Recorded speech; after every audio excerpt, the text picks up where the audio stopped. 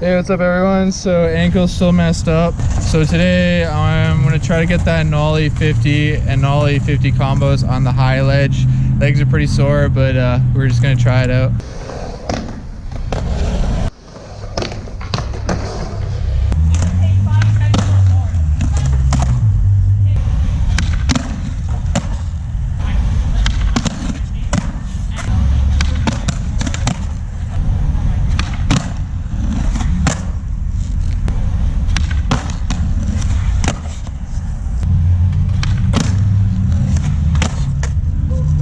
Let's freaking go. Nollie 50, nollie 50 180, nollie 50 shove, and nollie 50 big spin.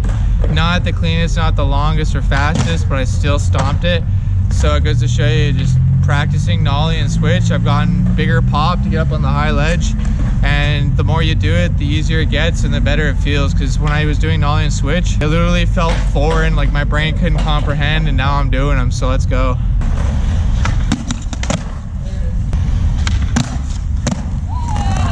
Baby steps, let's go. Nollie 5-0 on the high ledge. Look what you found. It's a new obstacle at Guildford. Says police on it.